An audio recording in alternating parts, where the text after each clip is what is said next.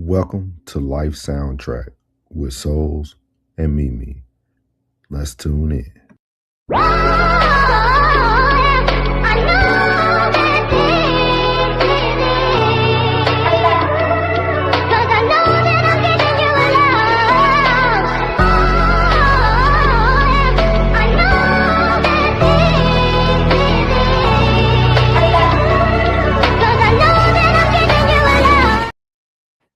What's good, YouTube? What's good, YouTube? I'm over here jamming. I'm like, yeah, Souls and Mimi have made their way back. We back. Wednesdays, Music Wednesdays here at Life Soundtrack with Souls and Mimi. As you can see, we got a good one for y'all today. This is again, this channel and this night is all about the feels, all about how music has blended into our lives and how it makes us talk more, make us express more. I think we're going to continue to learn more about each other because I only know Mimi from YouTube, y'all. She only knows me from YouTube. So, like, we're learning each other as we go. Shout out to everybody already in the chat. He said, what's up, Souls and Mimi? What's up, Sko? What's up, Chanel in the building? Yes, ma'am. Welcome in. Jen said, I've been waiting on this one. Yeah. Everybody waiting on it. So, how if y'all don't know, you can spontaneously see Mimi on Monday nights.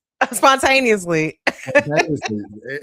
So she might give you a few weeks in a row, and then until they kick me off. Sometimes I crash out, and then But this is I'm gonna call this my peaceful place. Okay, and that's what we're here for, y'all. My peaceful place. Yeah, on Wednesday, this way back Wednesday, man. Me and Mimi trying to give y'all something different outside of the drama, the beat that you hear pretty much Monday through Sunday.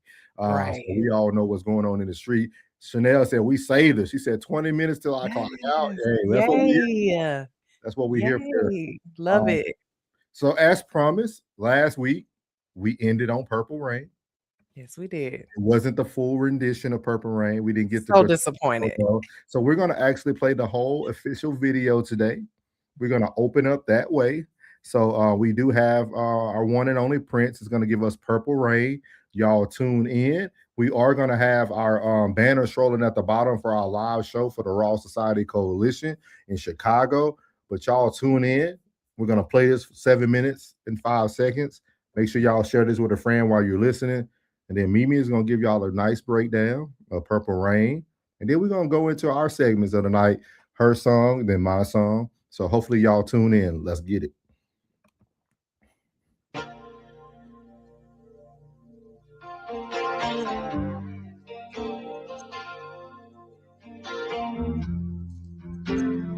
Sing, Mimi. Stop, girl. Don't do it. Don't do it. I never meant to call you when it's sorrow.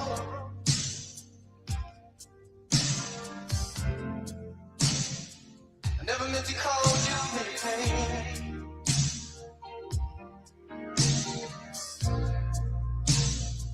I'm the one who wants to have you laughing. I only want to see you laughing in the purple rain. Purple rain, purple rain.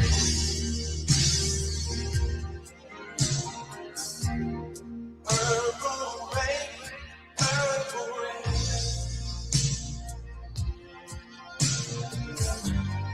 Purple rain, purple rain.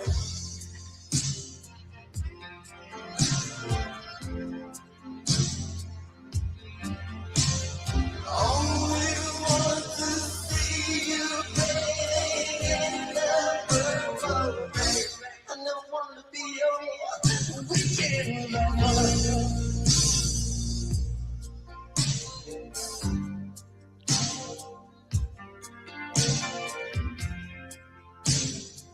I don't want to be some kind of friend. Hey. Baby, I can never steal you from another.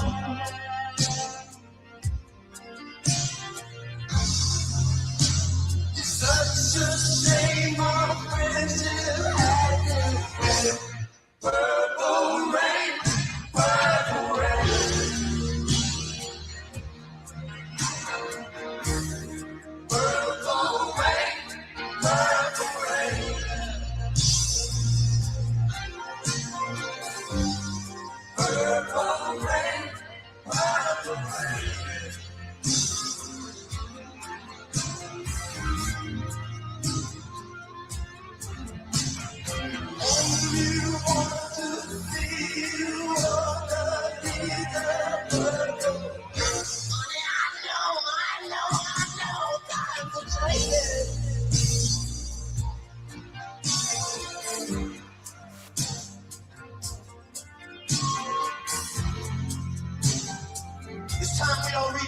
something new.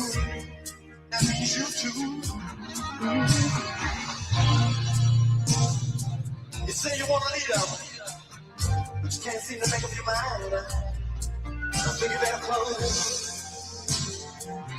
Let me guide you to the purple rain. Purple rain. Purple rain. Yeah, yeah. Purple rain. Purple rain. No, I'm saying about up here. Come on, raise your hand. Purple rain. Purple rain.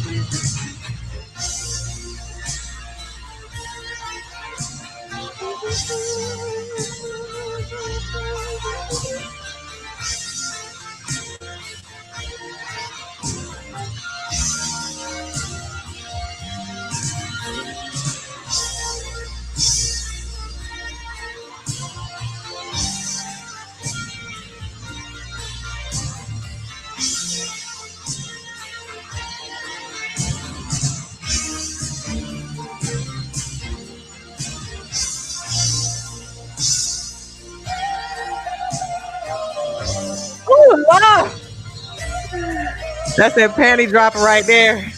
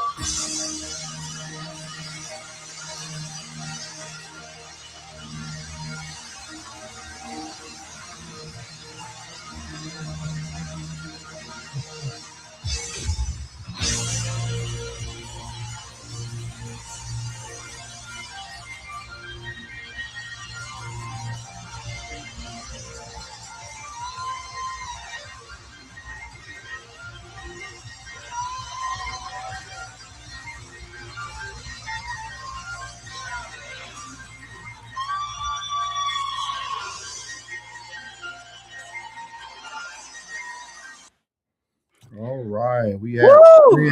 Purple Rain there. If we get it to a 1K views, y'all, we will get Mimi to sing live. We will get Mimi. I don't remember agreeing to that, but okay. I got a question before you kind of unpack Purple Rain. This is a question for you and the chat. Do you guys think that if Prince was still alive, he would have been relevant today? Oh my God, yes. Why? Absolutely. What Well, you think first he of would- all, let me tell you why he would be relevant right now. Because he's from Minnesota. Okay. That's where he's originally from. Minneapolis, I think, originally from Minnesota. He would probably have a lot to say about what's going on in Minnesota right now. So Mhm. politically, And another thing about Prince was he was he was very much an activist when it came to his music. Remember he was Prince and the Revolution, and then he became like an actual like sign. He wasn't he checked because the record companies were trying to take his music and his name. So he was just always very controversial when it came to politics and things of that nature. So I think he would be definitely be relevant at this. And he's iconic. Like I think he would still be making music too. Absolutely. Do I you do. think he would have evolved with the times of music, or do you think he would have stayed in his own creative lane? He absolutely would have done both. Like one thing people don't know about Prince is that Prince, he wrote all of his music, he arranged all of his music. He evolved over time, but he still had a classic sound, right? So I don't know. I definitely think he would still be relevant for sure. He'd have his own sound, but it would still be the classic sound, Prince sound. You know a Prince song when it comes on. Yeah, yeah, yeah. We good, Sco. Yeah, you can still catch it on the horizontal. Like I said, Wednesday nights, we understand we're gonna have copyrights. We okay with that. Yeah. We just trying to get y'all a good feel. Sco, it should come back up in about a couple minutes. See if you can refresh. Just let us know in the chat.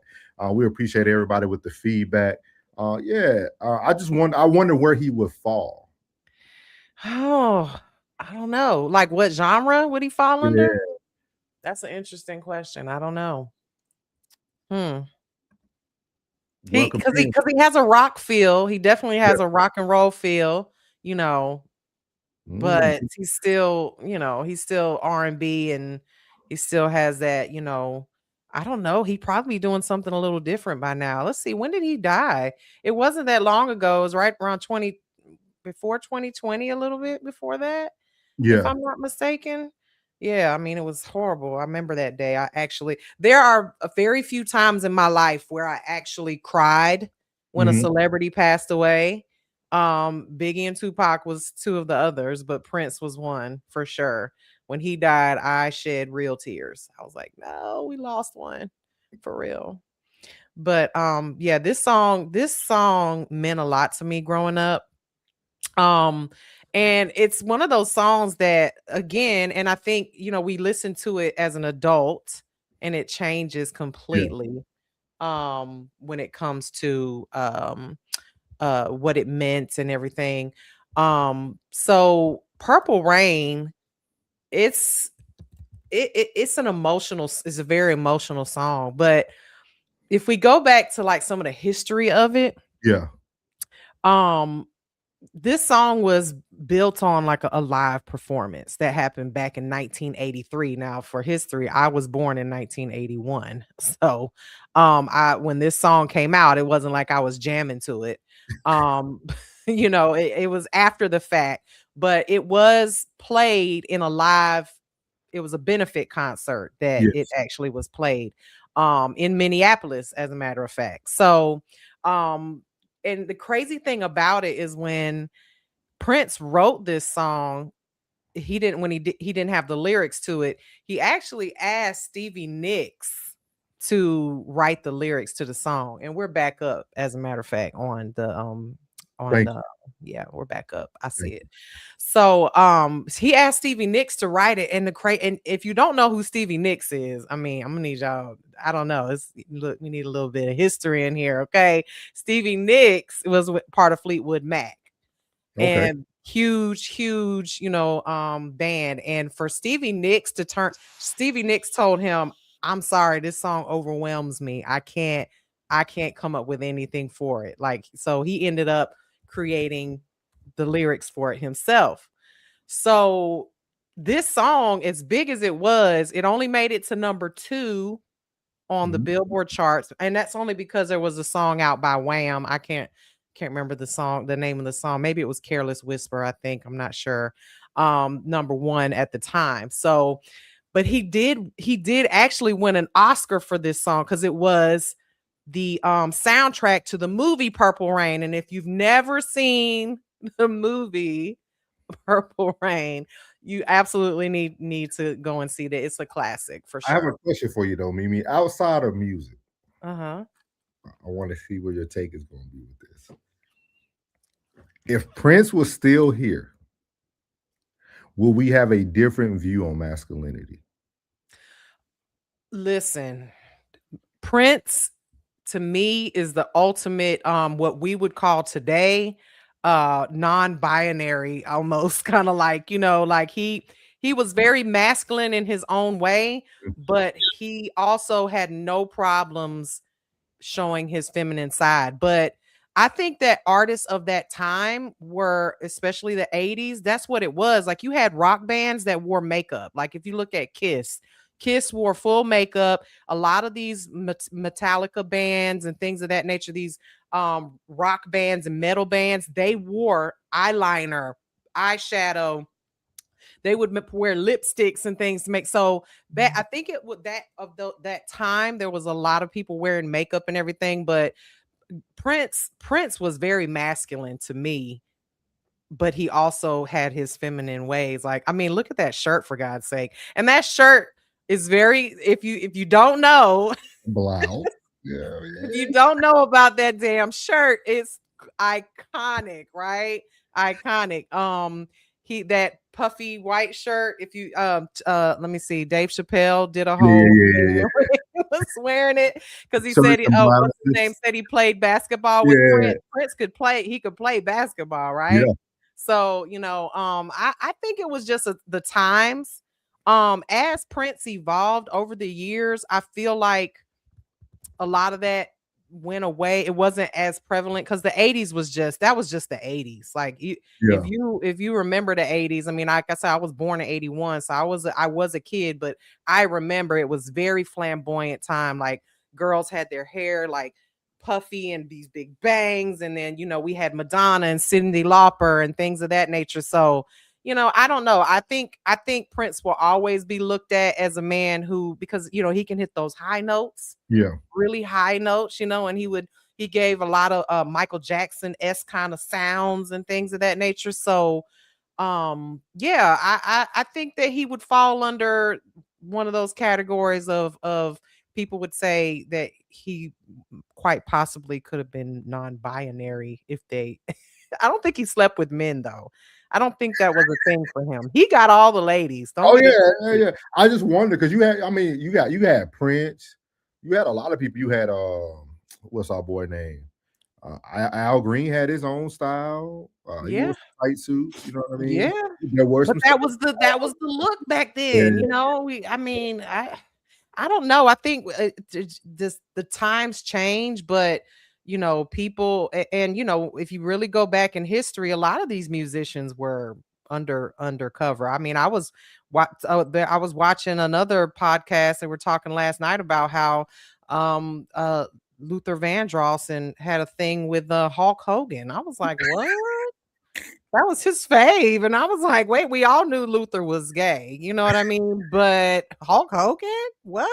It's a whole video. It's a whole yeah, video, okay? yeah. All fun.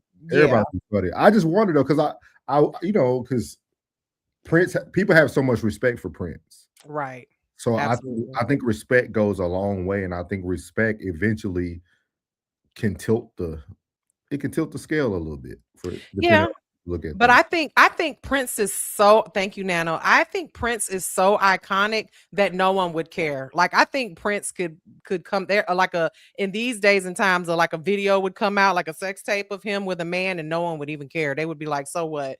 Purple rain, and they'd be singing it in the rain, like no one would care. So honestly, he overshadows anything that he does privately. Who was But bigger, him or MJ?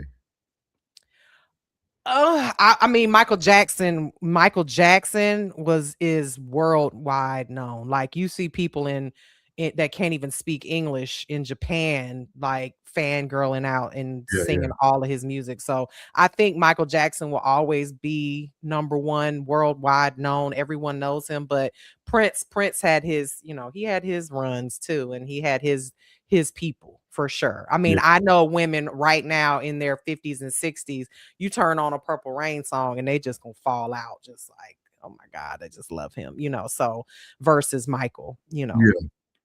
Okay. But Michael also had a longer run. Michael started when he was 5 years old.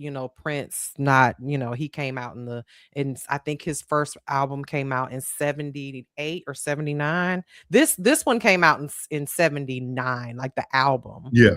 1980, 79. Okay.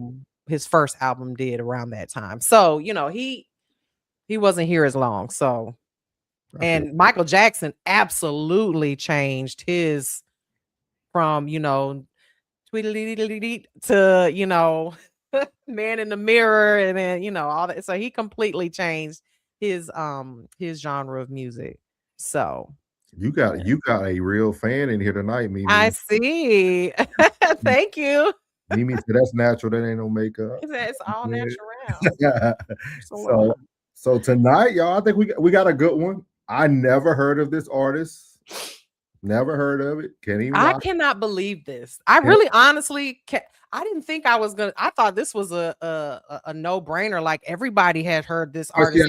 I didn't play it. So right, maybe and I'm glad you didn't. I'm glad you didn't. I want to come into this with an open mind. I want to hear it. I want to listen. I want to hear what your thoughts is about it. If y'all are in the chat, know what this song is. This is Christopher Cross, Selling. So this is gonna be my first time. Might not be my first time hearing it, but it's gonna be my first time knowing what I'm hearing. If that makes sense. All right. See, he said, "Who is it?" Yeah. So good. I'm glad. Well, this ain't considered yacht music, is it? It is considered yacht rock. But I will tell it's yacht rock. But I will tell you this: it is also has been remade by several R&B artists. Okay, so. I'm glad y'all haven't heard it. Yeah, he said, "What haven't heard?" Okay, yeah, Jen know it. So okay, hit that like button. Appreciate you, Rain. We're gonna get this going. This is Christopher Cross, guys. Here we go.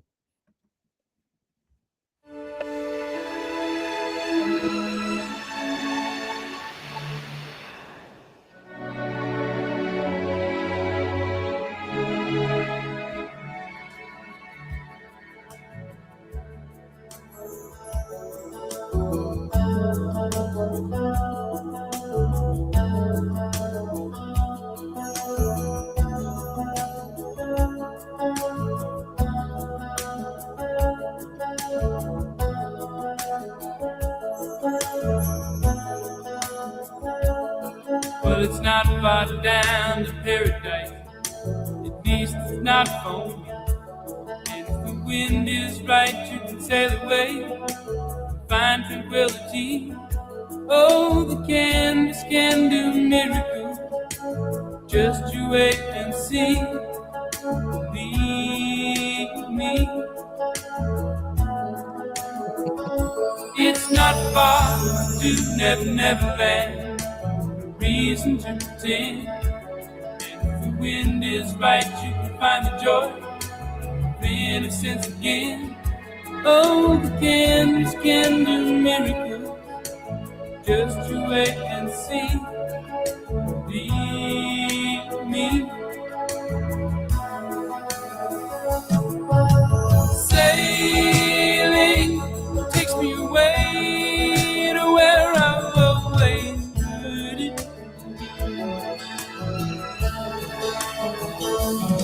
Just a dream of the wind to carry me. Soon I will be free.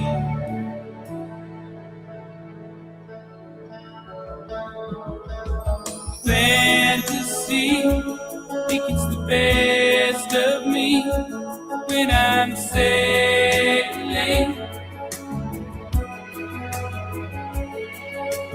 All caught up in the reverie. Every word is a symphony. Won't you believe me? Sailing takes me away to where I've always heard it.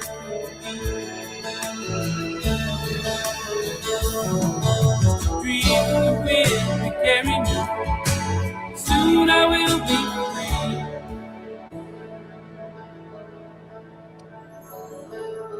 She got the breakdown.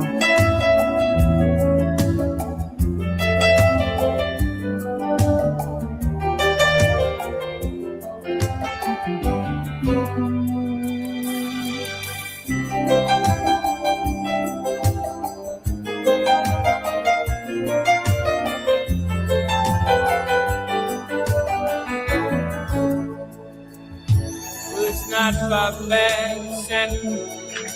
At least it's not home. And if the wind is right, you can sail away, find serenity. Oh, the canvas can do miracles. Just you wait and see. Then you believe me. Sailing takes me away to where I've always needed to be. Dream the wind to carry me. Soon I will be free.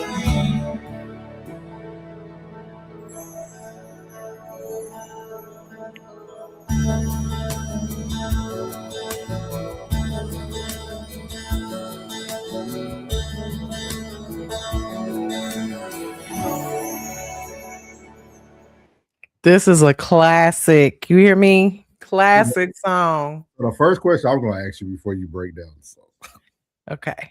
did this actually have to do with selling back then?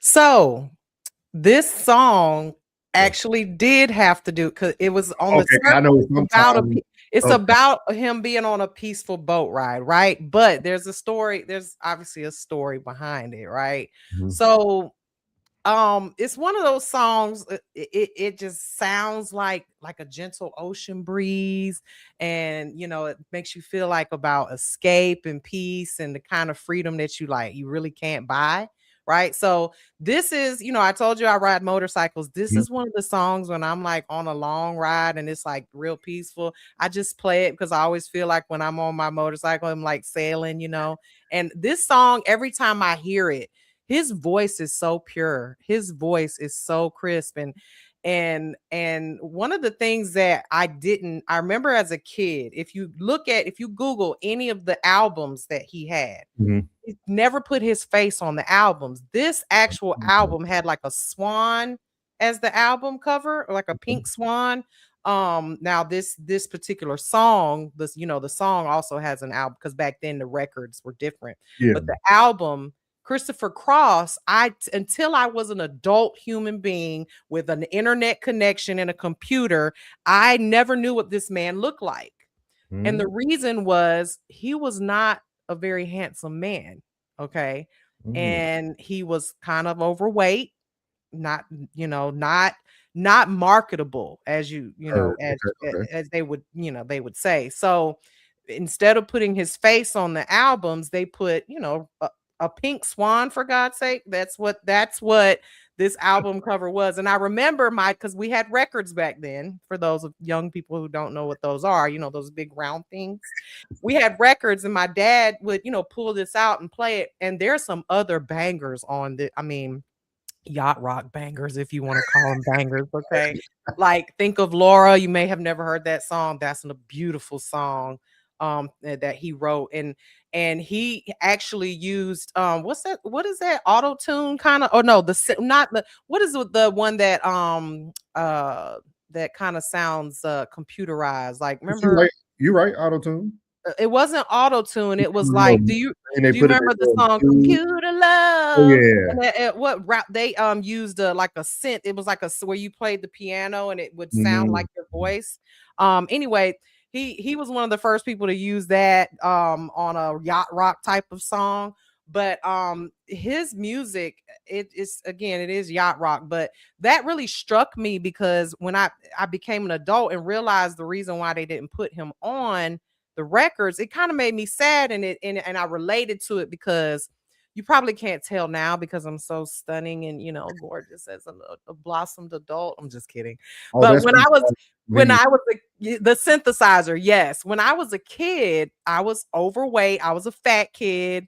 I had big insecurities. I actually could sang and was in the band and played music and all of that stuff. And I didn't want to be seen either. And so it was something that stuck out to me when I became an adult and I realized why he was never on the album covers. It was kind of weird to me, but now I know why, obviously. So that cover art thing, it's definitely a childhood memory. Every time I hear this song, I see that pink flamingo. It was a flamingo. That's what it was. Okay. It was a flamingo, not a swan. What the hell am I talking about? So anyway, great artist. Definitely check him out. This song was remade by Avant. If you want to hear an R&B smooth version of it, yes. Maybe that'll be part of Mimi's moment tonight. Well, I thought about that too. I said he's gonna throw that on me again. Yeah. But I do have another song because I was like, if it wasn't this song, I was gonna choose another one because I was trying to take it back to stuff that really songs that really, really made me, Yeah. think about it. So the first time I heard this song, my first listen feel is that this song feels like a huge exhale, like the world finally shuts down and shuts up for like 4 minutes, 5 minutes, and it's soft, it's calm, it's like the ride home with the window down, kind of peace, no drama, just floating, just sailing, smooth sailing. That is when I hear this song, or the first time I heard it as a kid, but this was all very popular type of music back then, in the 80s. We call it yacht rock now, but it was just soft rock. It was just, that was the genre that was very popular at the time. And, I've said this before. I think I said it last week that my father was very, very a musician, an opera singer. I may have mentioned that, that he was in the military. And that's what, when you have a job in the military, my dad's job was to sing. He was in the military traveling band. Okay. So he traveled all over the world singing for, presidents and kings and all these different, all over the world for the United States. So music was a big part of my life. So it's just one of those songs that just reminds me of sitting on the floor while my dad's playing records and just singing it, because he had a beautiful voice. He has a beautiful voice. And so, it brings back lots of memories. Definitely one that's part of my life soundtrack for sure. It's funny because now this is my first time listening to it. And my first thoughts, I was trying to figure out because back then they used to talk about a lot of things. Mm-hmm. But they used to analyze. Analyze. There you go. You know what I mean? Like they used to say one thing, mm-hmm. selling could have mean another thing. Mm-hmm. Mm-hmm. So I was trying to think into was he really talking about selling?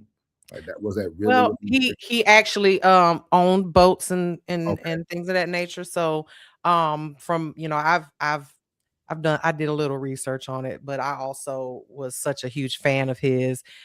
He's still to this day, he's lost the weight. He lost all that weight, and he actually performs this song live. All of that, what you hear is live, that's actual instruments. He arranged everything. So when you hear it on stage, it sounds exactly the same. It's, it's a great song. I love it. Yeah. So what line or verse hits the hardest and why?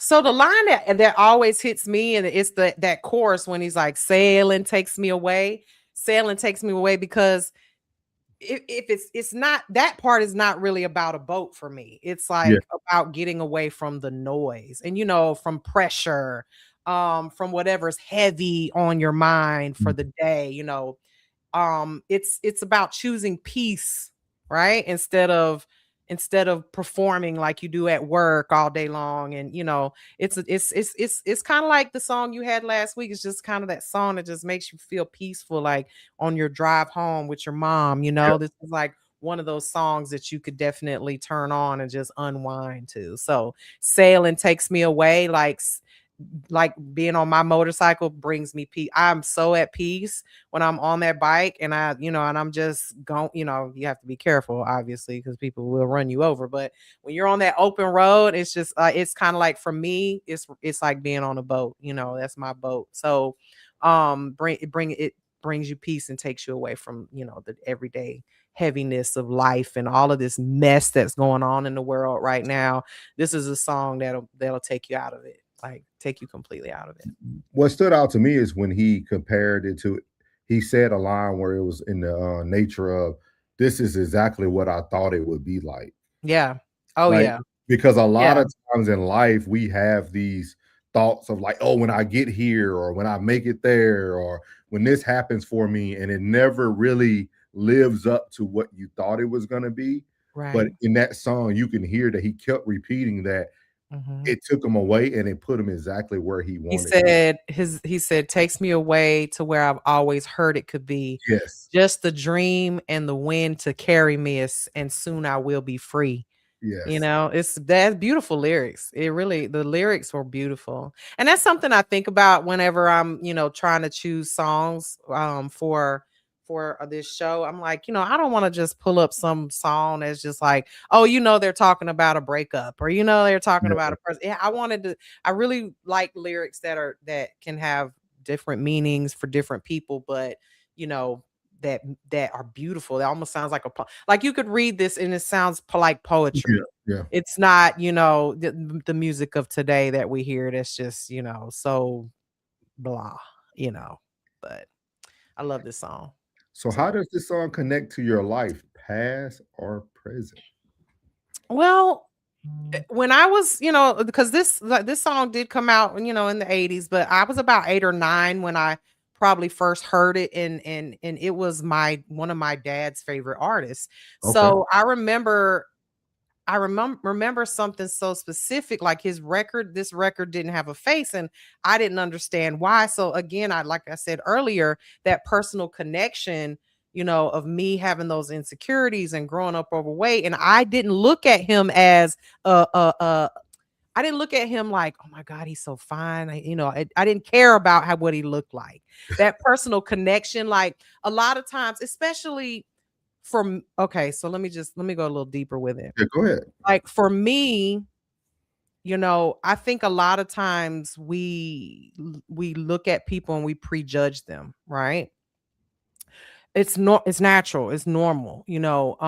I've been on panels before where I say things, and then I have my own personal feelings about a certain subject, and immediately, and this is almost always immediately, people say, oh, well, you can say that because you're white presenting, or you can say that because, or you don't sound like you're white. You sound like you're black. And I'm like, close your eyes and just listen to what I'm saying. Yes. Don't look at my face. A lot of times if this was a podcast where you couldn't see me, you probably would envision someone totally different, and that's fine.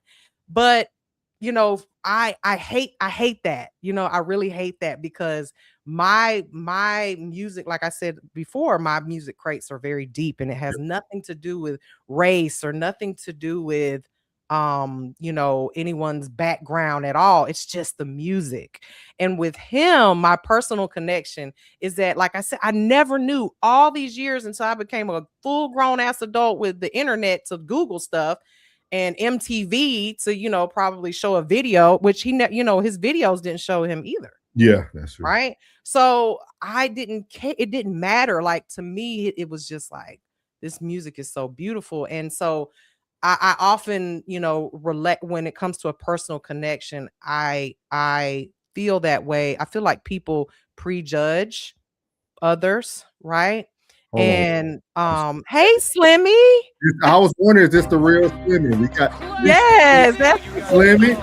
What's up, Slimmy? He said, not how this white woman know about Prince. Okay. Okay, appreciate I know a lot about it. Slimmy, man.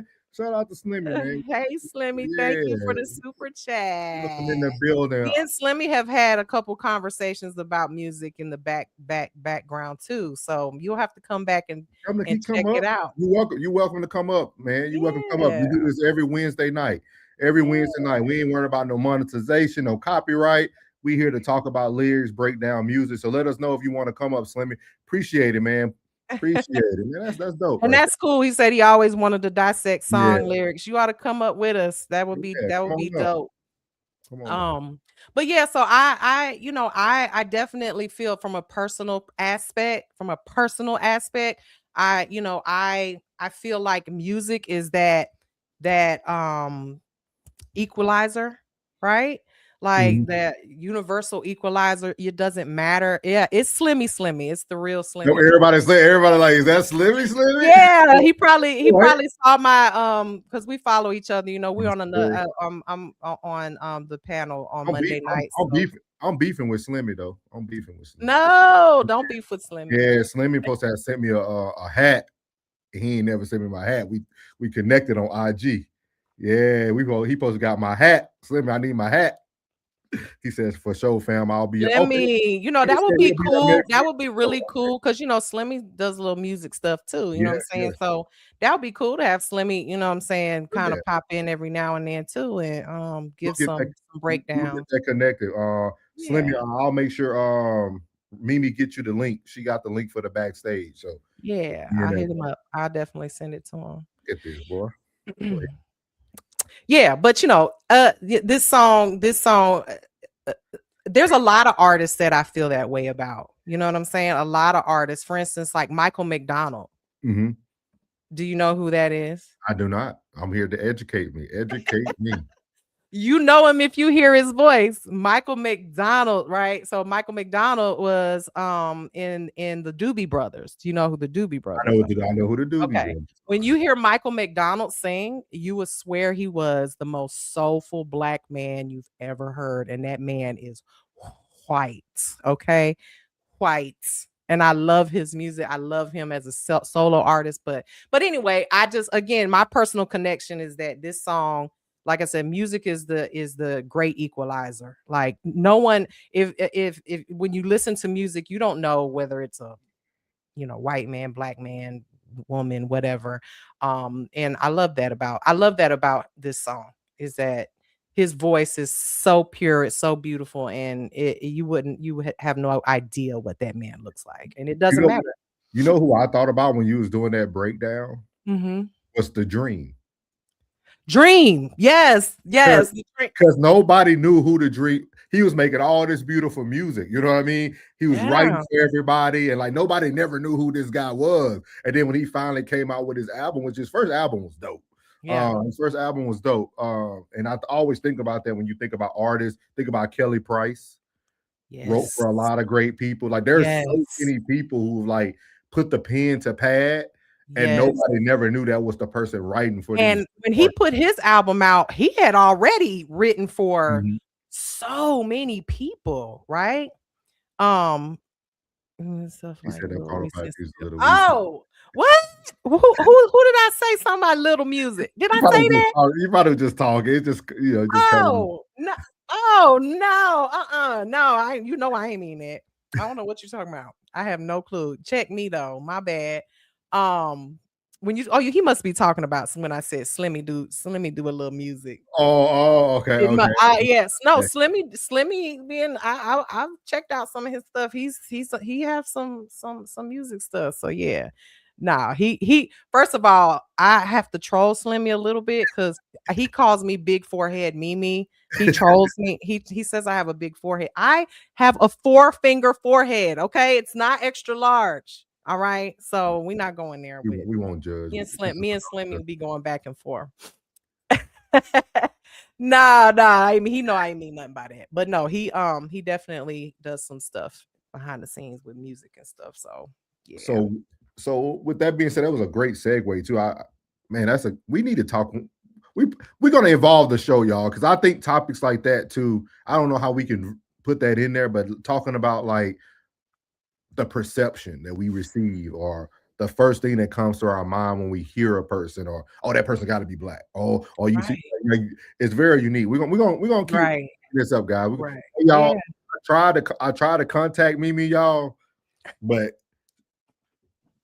she got 13 phones. And I do, like for real. Look. Like I text, I was like, "Hey, we gotta make sure we. Hey, look at Ed. She got one that's watching her right now. So yeah, like So For we real. are gonna keep building the show, y'all. We just gotta let y'all know what's going on. Who knows what it'll be in 6 Yes, weeks? yes. I mean, ain't no telling. So what's your takeaway or your lesson you walk away with after reflecting on it? So my takeaway, like for this song, you don't need to have a yacht, right, to relate to this song. It is yacht rock, right? But you just kind of need a moment in life where you just, everybody has that, right? A moment in life you just want to be free from people's opinions, free from your own insecurities, free from noise. Like this song just reminds me that peace is allowed. And like it's like, take your time, have peace, rest is allowed. And that's the strongest thing that you can do is sometimes is to stop trying to be seen, right? And let yourself be okay with who you are, what you look like, whatever is going on. Like that's where I again, this song, when it takes it back to that personal connection for me, the takeaway of it, as an adult. Now when I was a kid, it was just my dad's favorite song and I love to hear it. And to me, I'm a big huge fan of string instruments, Okay. from guitars to violin, all of that. And if you listen to the very beginning, the opening of it is it just brings you in. It was like the string sound. It brings you in so gently. And then next thing you know, you're just sailing. You know what I'm saying? So we might you brought up a name, man. You got a name. I did. You might hopefully that's in Mimi's moments tonight. I don't know, y'all. Oh, listen, I got a song for you if you want to hear some Michael McDonald for real. Everybody, hey, it pushed the button. I want to hear it now. I might have to choose my favorite Michael McDonald song for tonight. But yeah, Michael McDonald is a legend from Doobie Brothers when he was in a group. And if you know exactly who, I'm telling you, Souls, you know exactly who he is. You just don't know his name. And of course the Doobie Brothers is classic, you know what I'm saying? But yeah, we'll do some Michael McDonald song. I'll give you one to throw in there tonight. Okay. But yeah, so that's my takeaway. You know what I'm saying? It's okay to be yourself, slow down, it just reminds me of that we're all allowed to have peace and we all should take time to have peace. Shout out to Miss Gwendolyn in the building. She said am I the only person who don't know? Hey, you do. I promise you do. You just don't recall. You don't know his name. Yeah, okay. Have you ever seen the movie 40-Year-Old Virgin? Oh yeah. Do you remember when they were in the Best Buy and he was playing in the background? That's his song? That's Michael McDonald when they were like when he was looking at the TVs. The TVs, every TV was playing Michael McDonald in the back because he's that classic. Yeah. Okay. My lesson to take away from this actually just came from Mimi, man. I think a lot of times we do judge a book by its cover. A lot of times we walk away with things, or sometimes we won't pick up something. Right. That's one of the things I've been trying to make myself do more often. Is like, this is going to now allow me to explore Christopher Cross. I'm now going to explore Michael McDonald. So, because I love getting new music. I love hearing new music, man. I'm gonna put my daughter on it for sure because she loves especially older music. So, shout out to Mimi, man. It seems like everybody in the building know who this is. So we're gonna put you on. I'm gonna put you on. Trust me. He said, Slimmy said, conversation with Ray facts. Yeah. Everybody. Okay. Hey, Mimi. I think y'all picking Mimi's moment tonight. I think I guess so. I got you though. I got you. So my song is for the men tonight, man. My song is for the men. I don't know. It might not relate to every man, but my song is for the men tonight. I don't know if y'all heard "To Be a Man" by Dax and Darius Rucker. I love Darius Rucker. See, I'm a Hootie and the Blowfish fan. So Hootie and the Blowfish. I love Hootie. Well, and for me, see, I grew up in a southern town. I was the only black dude on my Little League football team all the way from like 5th grade to 8th grade. So I grew up with a lot of white boys, big trucks, you know what I mean? Like that's what I was wearing, skinny jeans and Birkenstocks, you know what I mean? Like we were, it was the thing back then. You wear your little small shirts in school and all that. So Darius Rucker, I loved him. He was like the first thing that kind of looked like what I thought. Oh, this is what a black country, and he wasn't really country at first. So I like, believe he's from Georgia. yeah, I want to say either Georgia or Alabama. I'm not 100% sure, but they love him here. Slimmy said, I keep forgetting before most people don't even realize he's a white man, though. Yeah. He's so soulful. We Uh, got you. We're gonna put you he on. said, We're I gonna love play it that. tonight. He said, oh, childhood. Yeah, childhood music. That's what we need to do one night. We need to start doing themes too. Yeah, 100%. We just got to get Mimi to respond, y'all. We'll get all this together for y'all in just a second. Don't call me out like that. No. So this is Dax and Darius Rucker, To Be a Man. So here we go. I can't hide myself. I don't expect you to understand. I just hope I can explain what it's like to be a man. It's a lonely road, and they don't care about what you know. It's not about how you feel, but what you provide inside that home. Being a man is what you make it. You can't always live up to expectations. You try to please everybody while you struggle, so you fake it and end up out of balance, compromising situations. As a good man, do what he should, man. I give everything he has and do everything he could, man. You might find yourself feeling all alone inside a house you built that you don't recognize as home. And that's what my daddy told me, and I'll tell my son the same. Now that I'm older, I relate and I actually feel his pain. He never cried, he might have lied, but he did not complain. And he said, son, one day you'll have to do the same. I'll get emotional when I stop and think and I look around. Beyond the county lines of my small town, I think about all the men out there who feel like I do now, who are screaming on the inside but won't ever make I a can't hide sound. myself. I don't expect you to understand. I just hope I can explain what it's like to be a man. It's a lonely road, and they don't care about what you know. It's not about how you feel, but what you provide inside that home. Don't give up, keep fighting. As a man, our sun is our horizon, and our father's actions play a role, and we end up like them. So they can't let us see them hurt, cause we'll embody what they do and start a generational curse. No wonder most men are so depressed, all the things that they can't express. They go to war, get thrown on the shelf, then go back to war with their mental health, then grab that bottle and ask for help, try to pull themselves out of hell, then fall back down and then realize that they're gonna have to do it themselves. It's the circle of life. As a man you provide, they don't know what you're worth till the day that you die, and that's when they start crying. Then move on to a man to confide in. That's why we feel we can't hide ourselves. We don't expect you to understand. We just hope we can explain what it's like to be a man. It's a lonely road, and you don't care about what we know. It's not about how we feel, but what we provide inside that home. Inside that home. That home. That home. It's not about how we feel, but what we provide inside that home. Inside that home.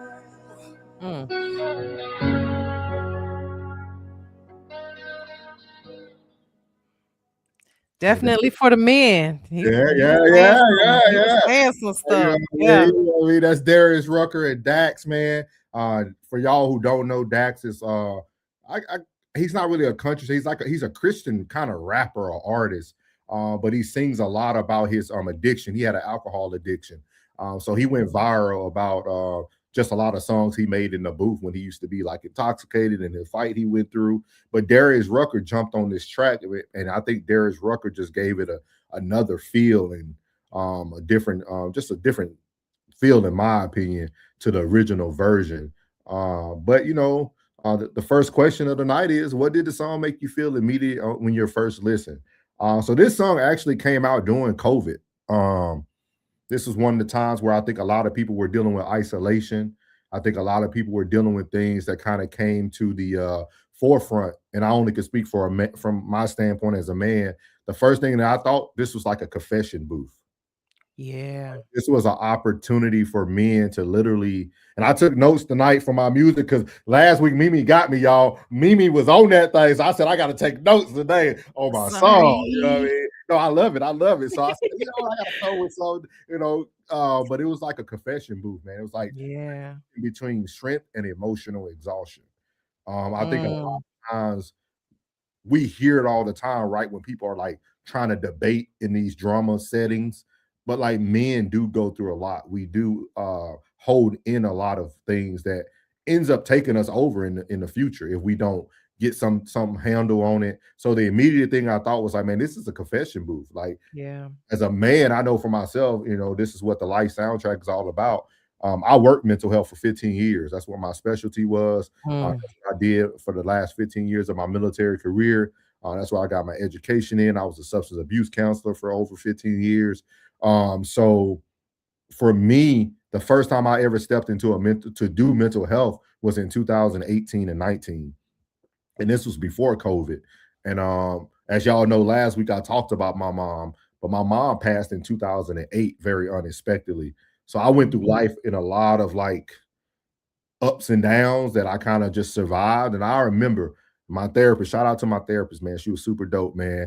It kind of goes back to what Mimi said earlier. You can't judge a book by its cover. It was an old white woman. And this is why I always tell people, you can't just say I need somebody to look like me so they can associate with me. Like this was an old white woman, man. I'm talking, she had to be in her 60s, live life in a totally different time as me. But man, we related so well.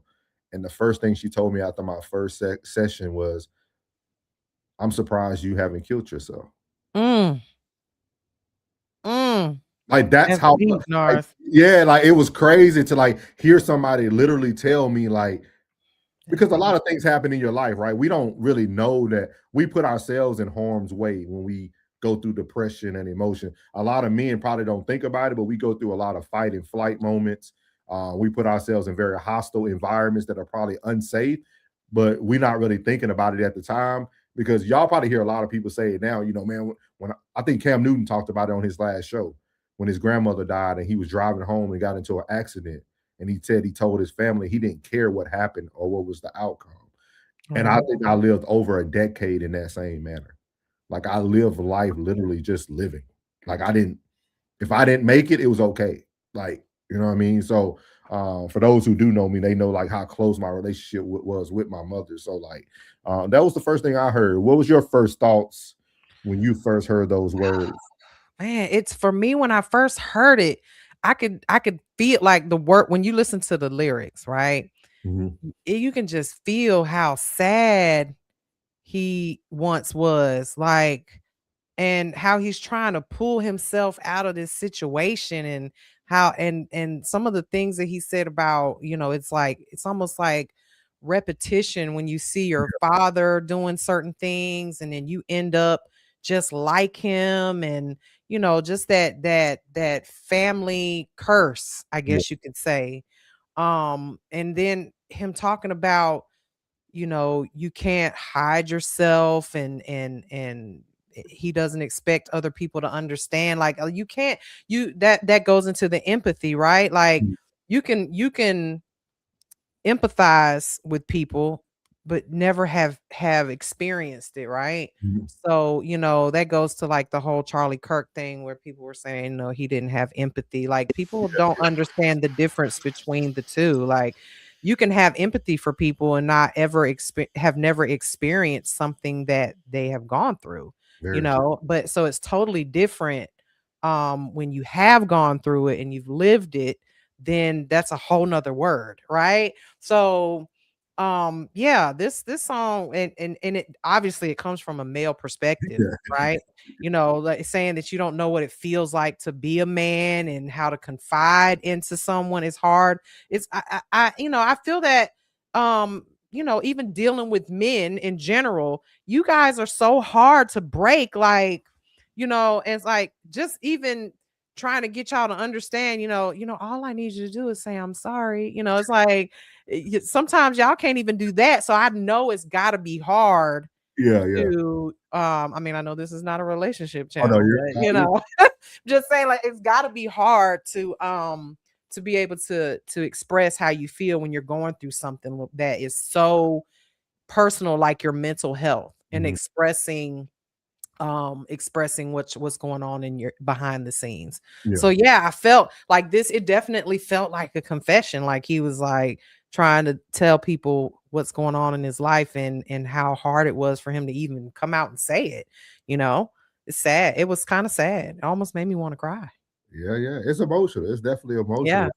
And that's a great segue. It says, what line or verse hits the hardest and why? Mine came when Dak's perspective said, he said, I wish I could cry, fall to my knees and scream, but I was taught that men don't do that. And Mm, and why that stood out the hardest to me is because shout out to my dad, Ted Sr. You know what I mean? Everybody who know my dad, Uncle Plug, everybody who has met my dad, cool dude, man. But my dad was a real man. Like I got to see a real man, like a great father. Like I tell people my whole life, I never seen my dad raise his voice. I never seen him curse. He never drank around us. He didn't smoke. We were like the Black wow. Brady Bunch. You know what I mean? Wow, that's My wow. mom was when their whole marriage, I never seen them disagree. I'm sure they did, y'all. I'm not blind to Oh them yeah. disagreement. But like in our home, it was like my dad was the man, my mom was the roles were very vivid. Like you can see the roles in the home. It wasn't so like, but I also appreciate my father because my father is the reason why I'm still here. Because a lot of times in the song he talked about generation curses, right? Yes. But Yeah, he did. also being a real man, keeping his emotions intact, allow me to understand that it's okay to have them, but not everybody needs to see them. And that's True. where I think the emotional intelligence comes in for men, right? We're starting to see a lot of the lack of that throughout society today. Is just the lack of emotional intelligence. So I thought that was a huge thing when he said that. Like, I wish I could cry, fall to my knees and scream, but I was taught that men don't do that. Like my dad used to punch us in the chest if we put our hands on our hips when we were tired. Mm. Boy, you get your hands off your hip. You ain't no girl.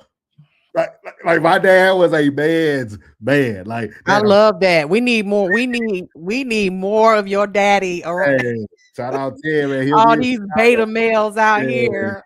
he'll be at the show. He'll be at the show in Chicago. He coming up. He flying up. Oh So like man. my dad was that type. I'm talking about literally. My dad would yell at me in front of everybody from the football stand. Boy, get your hands off your hip. I'm like, Daddy, like I'm tired, bro.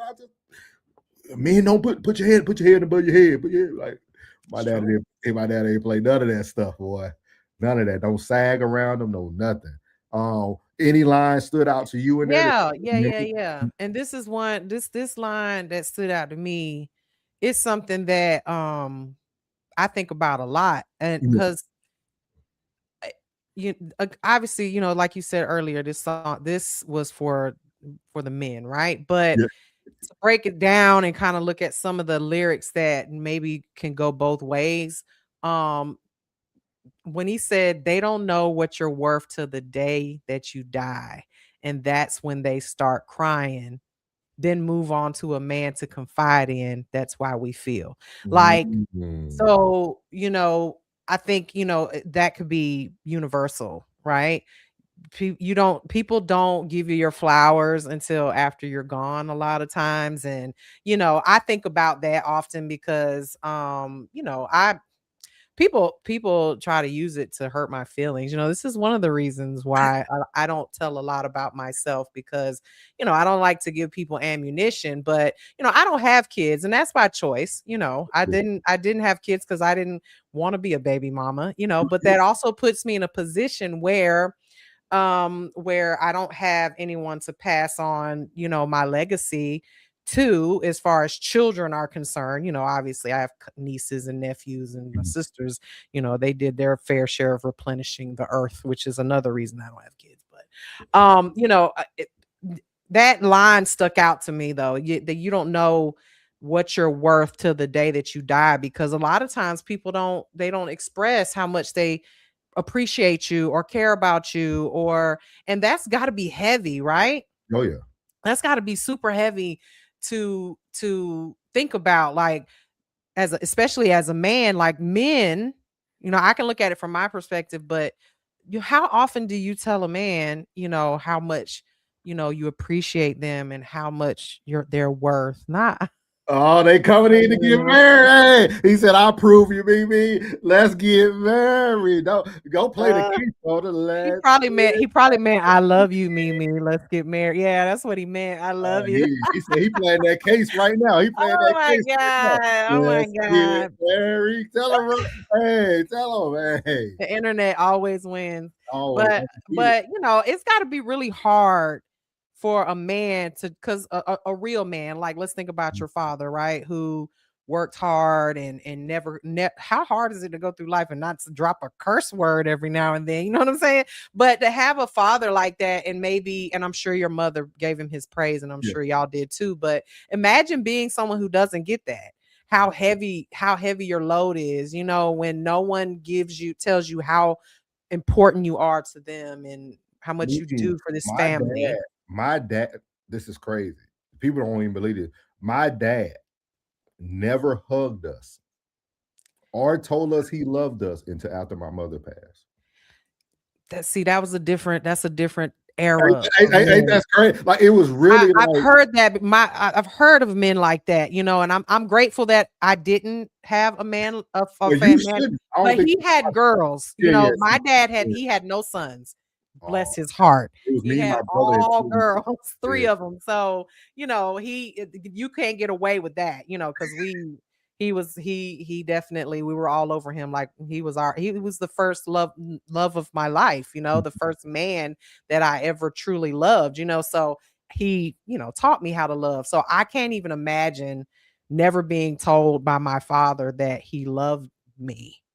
You know what I'm saying? But we have these talks. It's crazy because like we have these talks now, but like, but you understand it. Like, it was almost like he allowed my mother to be the nurturer while she was here, and he didn't take on that role with his sons. He loved on my sisters now, y'all. But like for us boys, like for real, like to get a hug. My dad probably look at you like, boy, you like, but now, shoot, my dad pop up on me he'll pop up, come in town, like just it's something about that age thing that just makes you realize that you don't have as much time left to, it goes both ways, I guess, you when it comes to like giving people their flowers, maybe he didn't express that to you as much as a child, and now he looks at it like, you know what? I only have, this is how I think about life now as I get older. I think I say to myself, I have 20 summers left. You say that? Like in my mind, I don't say, oh, I have 20 years left in my life, and that means I have 365 days times 20. I think of summers, like those are my favorite times of the year, right? I have 20 summers left, only 20. When you think about, and I'm just saying that as a number, I'm just throwing it. Maybe I have 40, maybe I have 40. But as we get older, if you think about your father, I'm assuming he's probably in his 60s or 70s, he probably, if he's lucky, will have, 10 more, and when you start counting down how many more chances you get to see your loved ones, and then those flowers you start thinking more about how, I need to tell people how much I love them and how much they mean to me. And so because of that mindset that I have now as an adult, I tend to tell people when people are important to me, I don't want to wait until they have, 10 more summers left to tell them how important they are. I think that when we are praised for what we do well, the things we do good, that it just really makes us, better people. And in this, when it comes to this song, it just sounds like he probably, he probably had a father kind of, like yours. It sounds Yeah. like his father probably had alcohol problems, and Mhm. he passed that along to him, and other, other issues. These generational curses are real, man. They really are. Yeah. But yeah, that song hits. That song hits Y'all deep. make sure y'all check it out, man. I appreciate everybody tuning in too, and also everybody actually listening to the words of the songs that we're playing. That means a lot. Chanel said the part that stood out to her was when he said he would give his own son the same message. What's up, Mm. Rigid Vibrations in the building? What's up, my guy? He said, my era different. People used to turn cold when they hear "Stop Acting Like a Girl." The feelings is left there. Classic says, shout out to the OG. He'll be in Chi-Town. Oh, he said, he said he loved me. Yeah, he loved me. He said, hey, I'll Let's let y'all keep talk it. about that backstage. Conversation said, absolutely, men don't get enough affirmations, appreciation, and acknowledgement. I tell every woman, every man is one compliment away from greatness. It's true. I really feel that. Chanel said, I can relate to that with both parents. Ooh. Mm. I don't know if I could have dealt with both of them now. I don't know. We'll have to see. We're gonna have some good conversations here, man. Sco said I have 4 daughters, 1 son. So I know what your dad went through having all. Listen, he had a lot of love when it came to the girls. We were all, yeah, we I loved tell our people, daddy. most men who have a lot of girls, man, they They your dad, soft. They no, soft when it comes to them your dad was girls. that guy though. Your dad was that guy. Oh yeah. Oh yeah. Yeah, Yeah. yeah, Yeah. yeah, yeah, Oh yeah, yeah. yeah, yeah. He was a Still little, is. he was Still a little is. Chico Jabbar, you know what I mean? Yeah, he Still was, is. yeah, I know. They said you had girls, you know. Jen said I can't relate, me. I'm assuming she's talking about the summers love. Passport Skull said, why count down? Just wake up and keep pushing and keep waking up. Rain perfect in the chat here too. Y'all so stupid. So the next question, this is good conversation today. How does this song connect to your life, past or a present? I would say prior to receiving mental health, I always been a very like straightforward person, straight shooter. Um, but I also understand that manhood has a lot of different levels to it. And I would highly encourage men today to not allow men to tell you what a real man looks like. Right. Um, I just feel like you need to have some form of emotional intelligence for sure. You got to limit your crash outs, as they say today. Limit your crash outs, but also just understand what you want and also be okay with seeking help. That's something we normally don't talk about until Men's Mental Health Month, things of that nature. But it's okay to seek help, man, because sometimes you need somebody to confide in. You need somebody to talk to. I'm telling you. Yeah. That silence is not good. Isolation is not always good. She said, No. yes, ma'am. Let me grab her. Y'all so stupid. They talking about old boy that won't you, me. Oh. Chat, he perfect in the chat. What were some things that connected with you with that song for your life, past or present? So I can relate in the sense that I used to be that way, in where I bottled things in. I didn't talk about my feelings. Like I said earlier, I was always, the gifted, talented, fat kid, what I'm Mhm. saying, in school. Like, and so I always acted like it didn't bother me that people picked on me about my, I'm tall as hell. I'm 5'9" Okay. tall for a woman. Woman, yeah, Okay. yeah. That's not, the tallest woman in the world, but I am tall for a woman. Average height of a woman is not, damn near. My Was that mama's 6 foot okay. tall.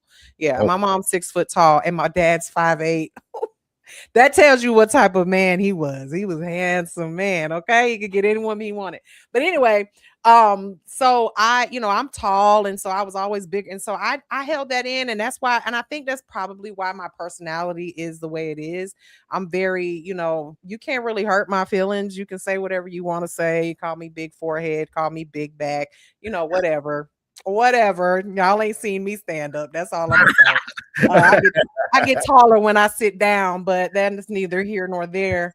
I I can relate to holding things in and having that pain. And then I've never really had any addictions that I to speak of, as far as like drug addictions, alcohol addictions, but I definitely had an addiction to food when I Mhm. was younger. I mean, I definitely was severely overweight, became an overweight adult, and I made life changes, did some major things to change that, and lost over 100 pounds. And the same, and again, that goes back to, you know, not judging a book by its cover. And I can relate to a lot of people who have been through those types of things. And now I'm totally opposite than this type of Mhm. situation.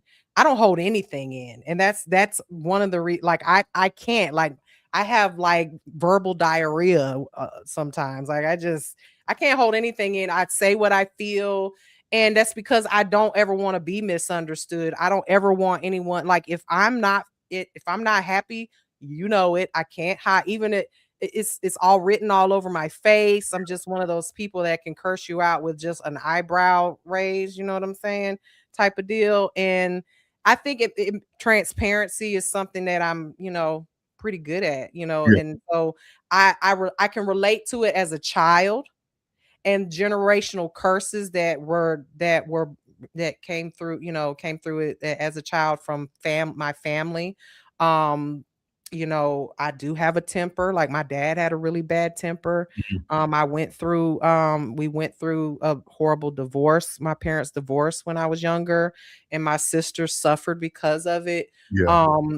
And so I think I can look at like their situations and things of that nature when it comes to them.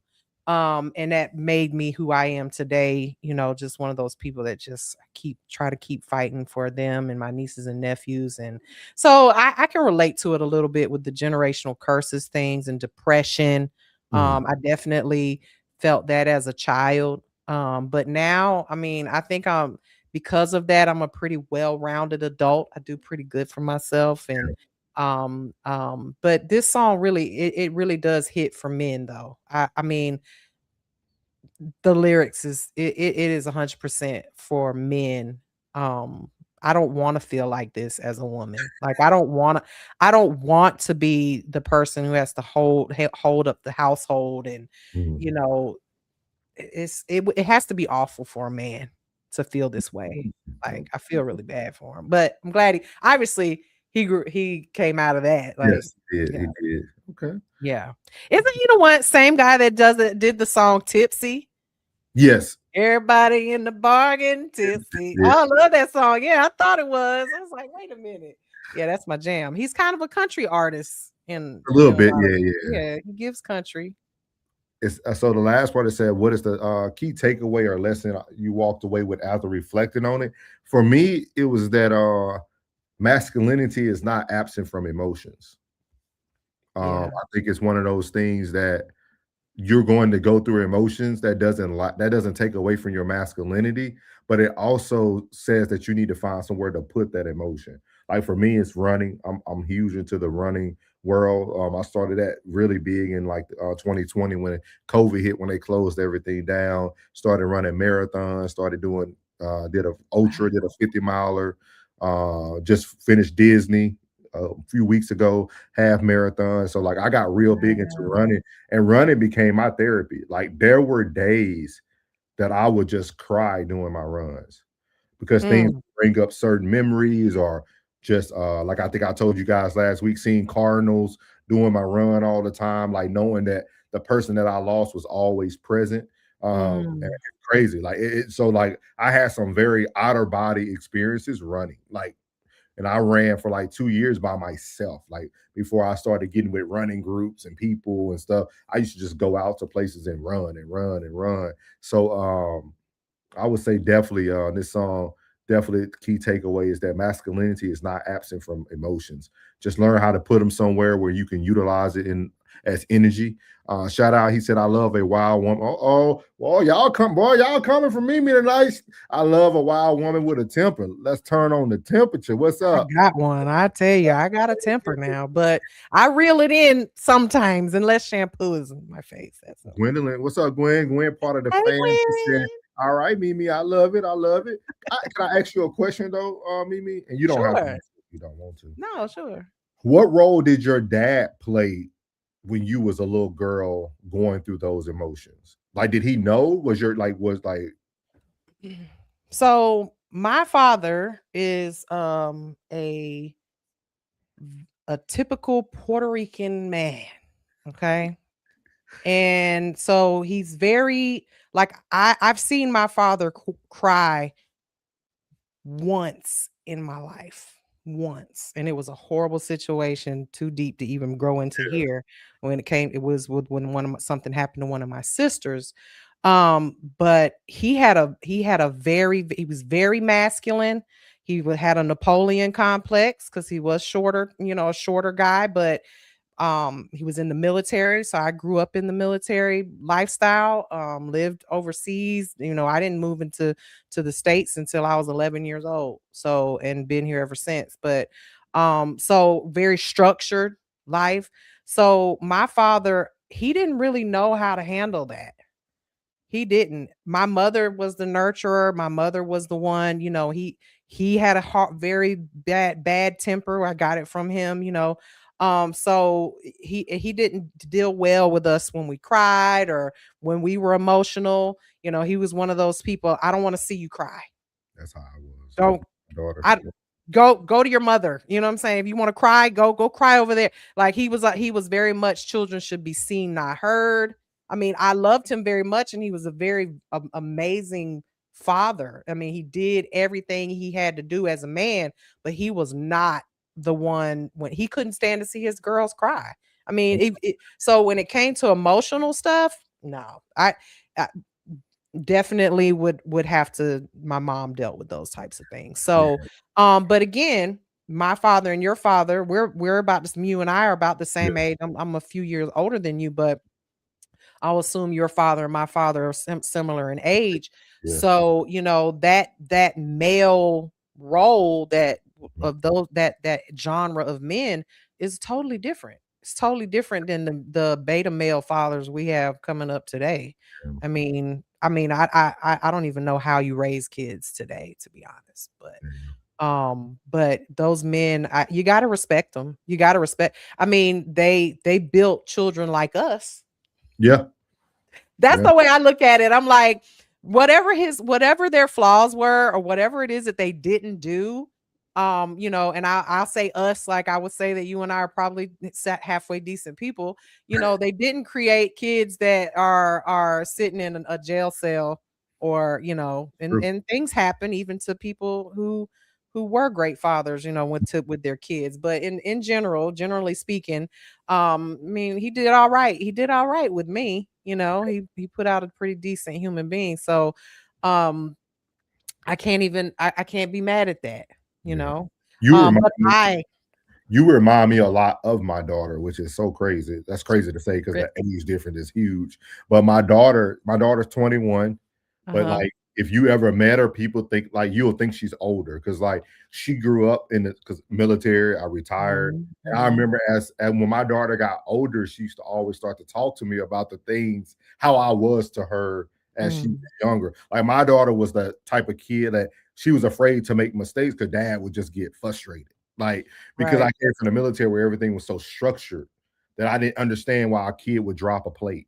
Like to me, things didn't make sense. It was just weird. Like you don't know how to fold that. Like you really don't know how to do that. So my daughter said like when she was growing up, she's like, Dad, it felt like I had to like walk on eggshells. Not that you were mean to me, but your expectation of me was so high. Yeah. So I think it's very unique. Like we super close, we're great friends, man. Like real, we get along great. That's like my little mini me. But it's like it's funny when you grow up and they get to tell you about like the things that they experience. And I think it's just a military thing. I think it's military, 100%. I think you experience a man who understands what striving for perfection looks like. So then you try to bring that into your household. Yeah. Before we get to Mimi's moment, Rigid Vibration said, reflecting, we all have feelings, but just accept that you're a man. Males don't have feelings. Maybe the next few eras will be vocal. Mm. Mm. I hate that.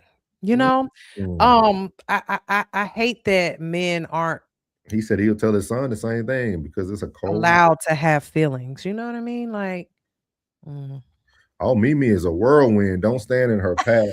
That's why y'all laughing, Mimi laughing, but that's why I'm bringing Mimi up here on Wednesdays, y'all. So y'all don't know. The first time we met Mimi crashed out on everybody in our chat. I did, including us that was on the pedal. Yep. But you know what? I seen something. But different. it was with love. It was with love, and it was just how I felt. Yeah, but but later on in the chat, she started joking, and you get to see her personality and like. But I always tell people, you never get to know a person if you don't know what their passions are. You know, because it's easy. A lot of people get lost in these panels, man. Y'all get lost in somebody giving their opinion or cussing people out. Like, but if you ever get to know people, man, a lot of these people are just really cool, down to earth people, man. Is like, that Tez? Oop, Ted. Oh, yeah. That's who she went at. All over Tez. Yeah, she went at Ted. Ted said, "What's good?" I'm gonna get on him too when I see him. You need to join our Discord too, Mimi. You need to join. Okay, for sure. Sko said, "I always tell my son, boys don't cry. Crying is for girls." You know what? Let me tell you how I feel. I'm glad he said that. Let me tell you how I feel about that. I can agree and disagree. I can agree and I disagree. Like, I feel like, for instance, you know, let's just say it's a kid, like a 9-10-year-old boy that's playing basketball or football and he loses a game. Yeah. You better not cry because you lost a game. Suck it up and do better later. You know what I'm saying? But if it's something as stupid as that, like, no, we don't cry over spilled milk, right? Yeah. But if it's something that is a true emotion, for instance, like they have a dog that dies, or you know, a family member that's sick, or you know, something that you can expect emotion over, right? I feel like those types of things are allowed. However, you try to teach your sons to hold it together, like hold it together. And then when we get home, you can scream, you can cry, you can do whatever it is. And that comes from my father, you know, and I honestly feel like that's where you go and you hold your children and you pull them into a room and you cry with them. You know what I'm saying? There's nothing wrong with having emotions. I think that having stupid emotions, like wanting to crash out and fight somebody because they called you a name or something like that, those type of emotions are not allowed either. You know what I mean? I feel like we have to learn to control our emotions, and crying is also one of those emotions. But there's absolutely instances where men should be allowed to have emotions. Crying, especially one of those type of don't cry over a girl. I mean, go cry to your mom. Go cry to your mom about that. You know what I'm saying? Like, your mom can explain to you why you shouldn't cry over that girl. Okay, because there will be more girls. You know, that type of deal. But I don't know. I think that it's when it comes to emotions with men, like crying, that exact emotion. I think it's one of those things I can agree but not agree. Like, I hate when people tell a boy, you know, boys don't cry. Boys do cry. Boys absolutely do cry. There's a time and a place, and there's certain things that you can cry over and some things that you absolutely cannot cry over. So having that balance, I think balance is important, you know. Yeah. Don't cry on the internet. Big facts. Classes said, whether my son grow up too tough and learn softness, then to grow up soft and learn to be tough. The road of soft too tough is horrible. That is true. That's a good way to put it. Yeah. It's true. I tell parents too, like just coming from the mental health world, even though you might think your child is young, have the full-blown conversation with them. Don't take them straight. Yeah, don't take their age for like ignorance. Like that 6-year-old boy can understand. Hey, you tell him, hey, son, you don't need to cry in this moment. Are you hurt? Is anything broken? You know, I understand it might hurt, but let's not cry. Like, and then Right. explain it to it, elaborate why. Like, and Right. you know, and like those are type of things that we really need to do as men, is to really Right. give the full story. Don't just say a statement and stop it right there, because society is so different now. Y'all got to think about it. We were raised when there was no internet and Yeah. things of that nature.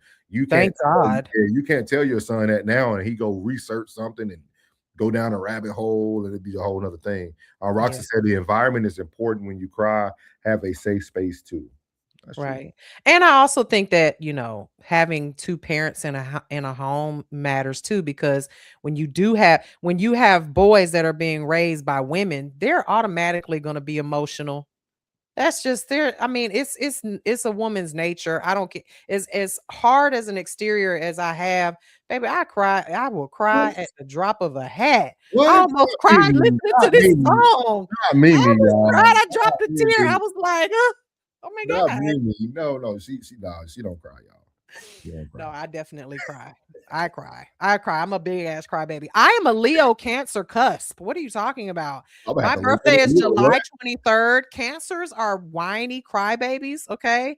And Mm. Leos are tough, you know, rah rah. And I was born on the 23rd of July, which depending on which horoscope you look at, I'm either a Cancer or a Leo, right? So, Man, look at this, man. Money in the bank. Mimi bringing the money in the bank. Let's get it. oh, thank you. We got Quinn over here, man.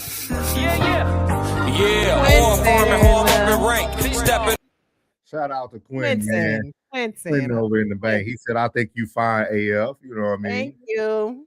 Okay. Shout out to OKC over there. Big Quinn. My boy said balance keeps us grounded and level. That's true. That's facts. I agree. That's facts, man. I appreciate it, man. Mimi bringing the whole camp over, man. They're Chanel. my people.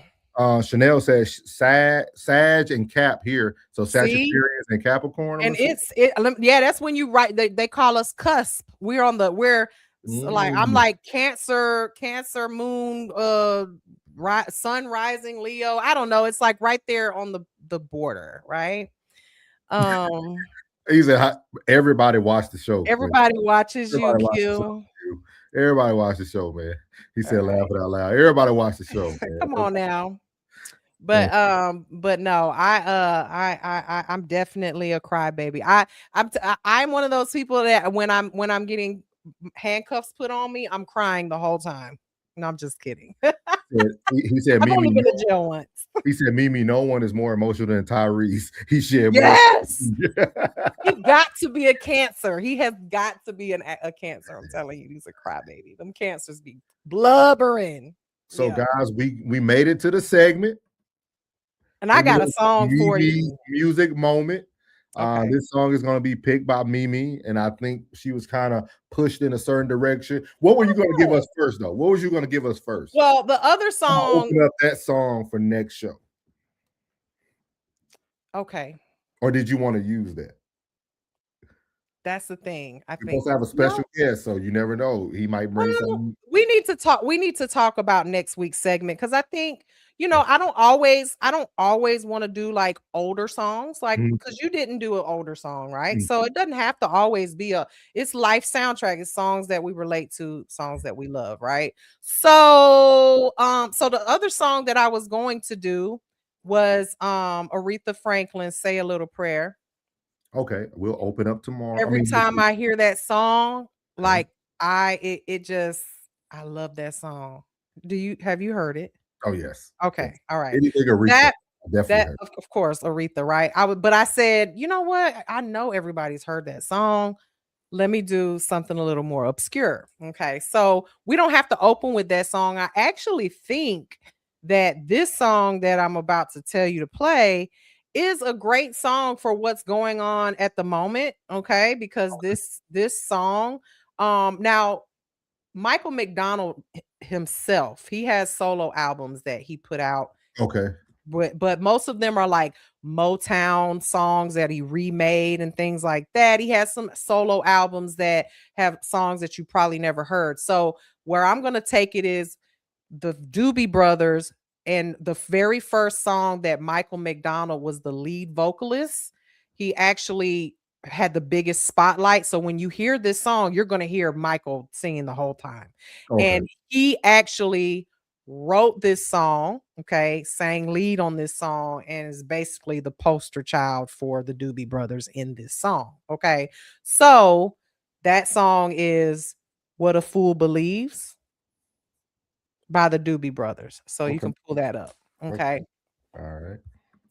I love this song. There's several others I could have pulled out of the crates, but we're going to start with this one. And you tell me, when you close your eyes and you listen to this man sing, you tell me what you hear. Do you hear a white man or a soulful black man?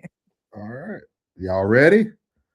This is Mimi's music moment. We got the Doobie Brothers. Here we go with What a Fool Believes. 2, 1, 2, 3.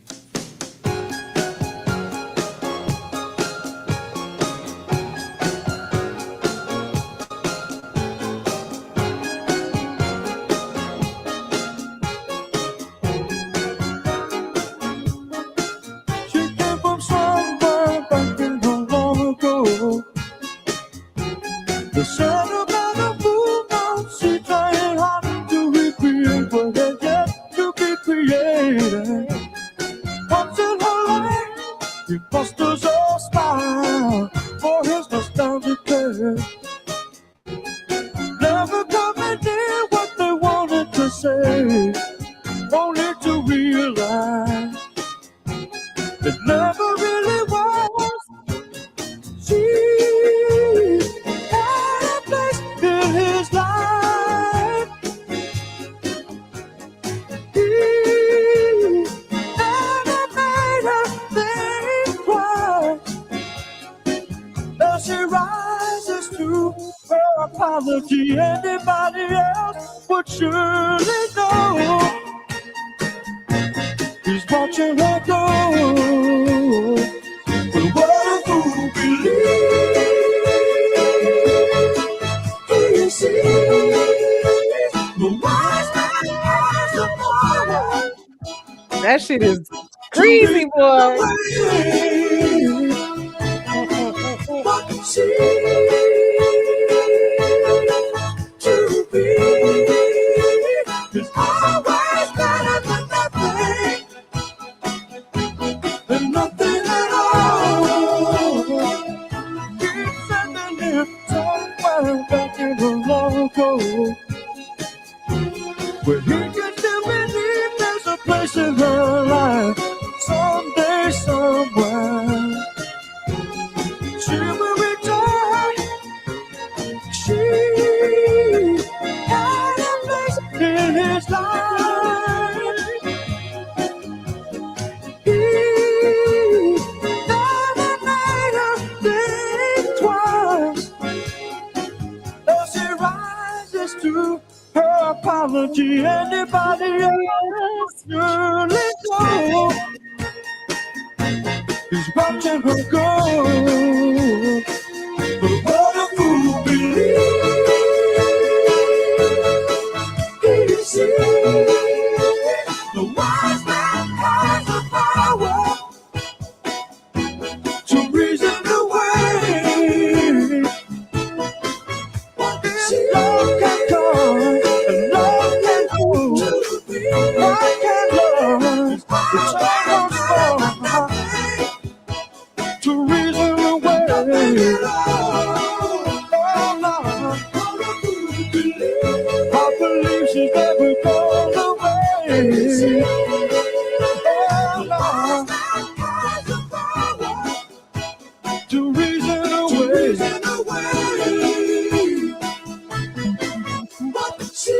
I believe she's never gone away. Oh, Lord, who's got the power? Nothing at all. Oh, no. Listen, and the breakdown of those lyrics. First of all, shout outs to the 70s. Did you see that hair in the? Yes. Did you hear that? That is literally a Q said he liked 100% band right there. They don't make music like this no more. Now Why this was we don't hear stories about bands like because you know how like we break out a lot of like other bands. We get to hear like movies made about them later in life to kind of educate people. But why do you think we don't get these type of things? I don't know, but I can tell you the story. I mean, I can do it. We can start doing that, like breaking down these bands, like and then like, did you hear his voice? This man's voice, right? I said I was dead when that came. This man's voice, and that was the live version, right? So Yeah. that if you heard the record version and everything, it's a little bit clearer and crisper, but his voice, and then they had a whole black guy in the band. That man, everybody just knew that Michael McDonald was a smooth singing soul. So like the soul in his voice is just Do you amazing. know anything about him, like where he's originally from, things I of that? don't, I don't know where they're from. I just know that I mean when he came out with his solo albums, he did a lot of, he loved Motown. One of his classic albums that he did was a Motown remake album where he did all Motown songs, and that was the one that was featured on the 30-year-old virgin Okay. 40-year-old virgin, whatever that, I can't remember. That whole scene was classic too. You If you find ever out. seen Let's that see where he came. He might. Oh, this speaks a lot. He's from St. Louis, Missouri. St. Louis. Okay, there you go. Yeah. What, in I think 19 the whole band is, from that Yeah, time. he said they later moved to California, and that's where his career started with the Doobie Brothers. They are classic. I mean, there's other songs, Taking It to the Streets. That one was my second runner up for what I would have played tonight had you play tonight. But that one was so much of a like it's Taking It to the Streets, so it's like a protest song, back during the war and everything that was going on at the time. But they are amazing. They're an amazing group, but he was the standout singer. Obviously, you can see everybody else was kind of in the band, Yeah. right?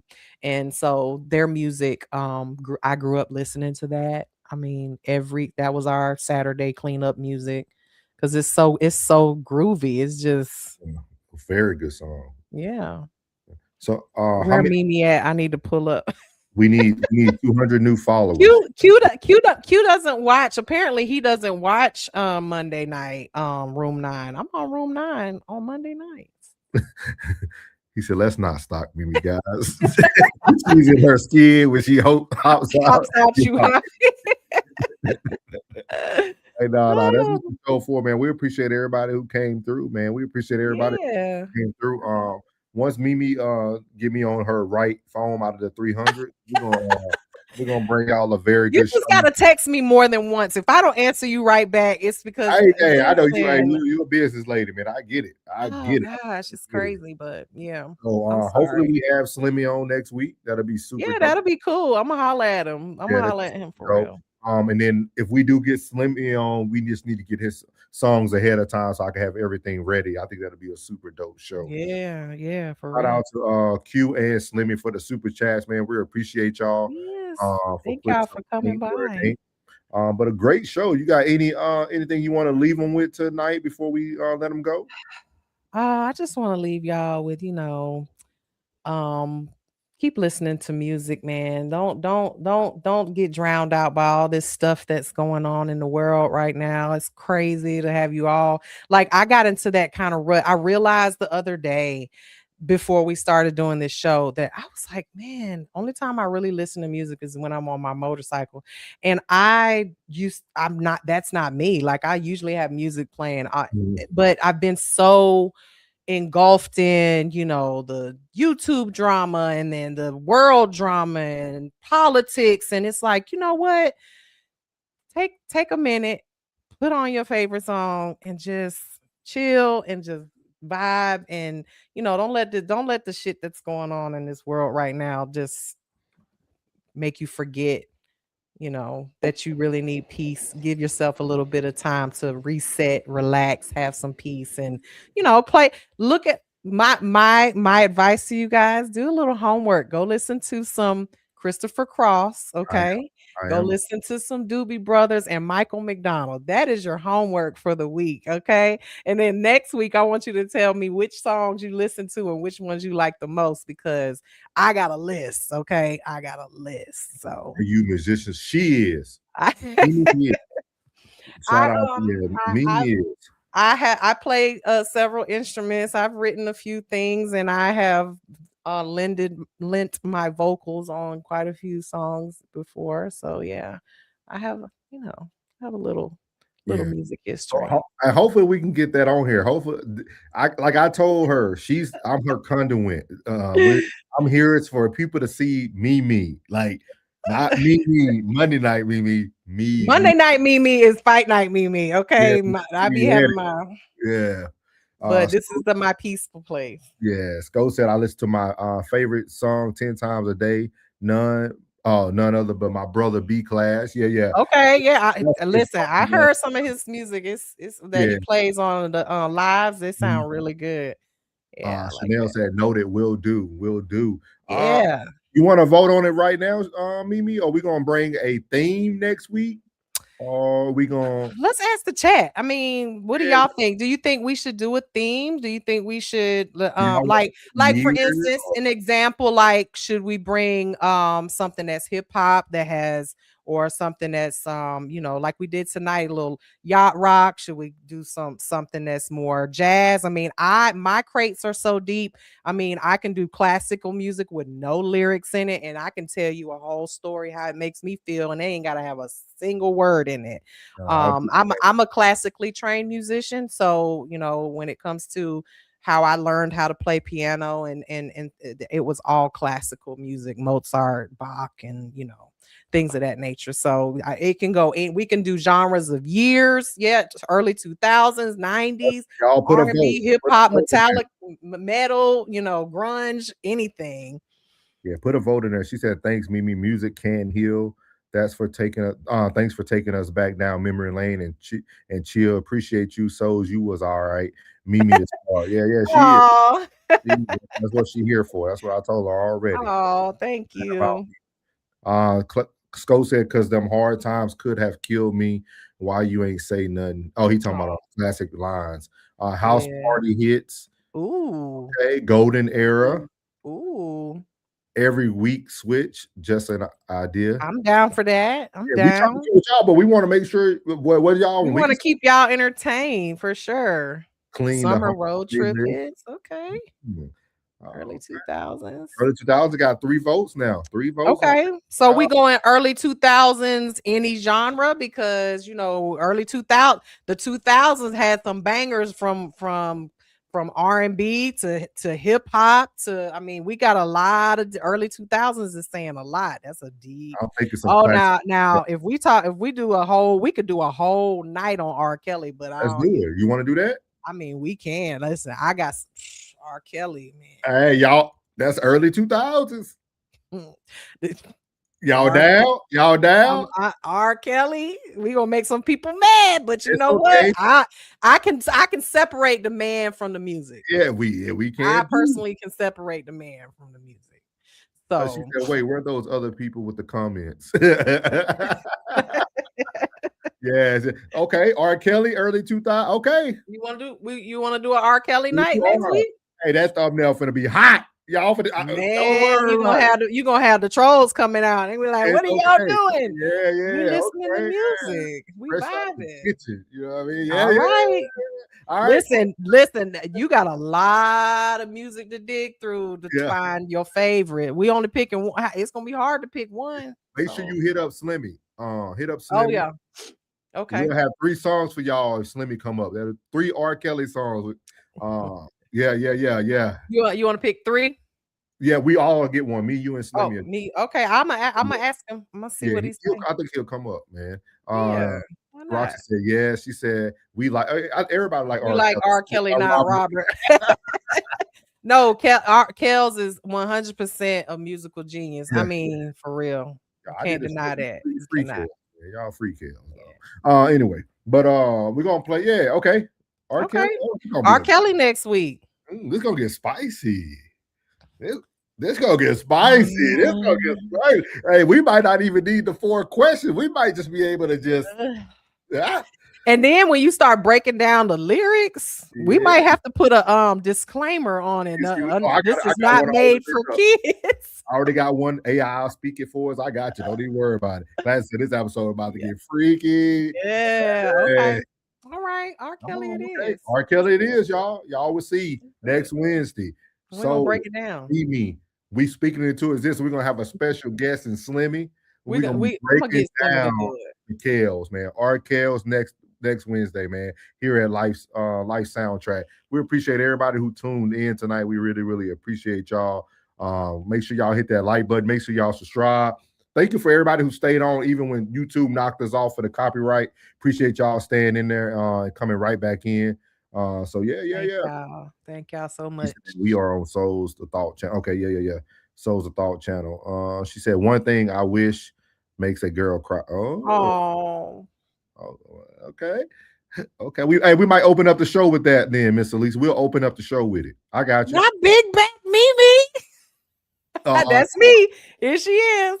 Y'all, first of all, I do not have a big back. I don't know what y'all talking about. My back is flat. They said, "Oh, okay, I was lost." Yeah, they knocked us off of one, but they did for a second. When you can't play around with Prince. Yeah. So we appreciate everybody, man. I thank you for your time, Mimi, as always. I know you're a busy lady. But yeah, let's go ahead and line that up with Slimmy for next week. We speaking into existence, y'all. We will have Slimmy in. We're gonna talk to him. Slimmy on deck, our guy from the OHIO. But we appreciate everybody, man. Again, make sure y'all tune in every Wednesday, 8:30 for Souls and Mimi at the Life Soundtrack. We appreciate you guys. We out. What's good, my Souls of Thought family? It's your boy Norris, and I want to tell you before you leave this video today, thank you from the bottom of my heart. And if you haven't already, make sure you leave a comment, hit the like button, share this content, and make sure you hit that subscribe button as well. And as I leave every video, God loves you, which is most importantly. I love you. You're beautiful, and your boy's out. Let go.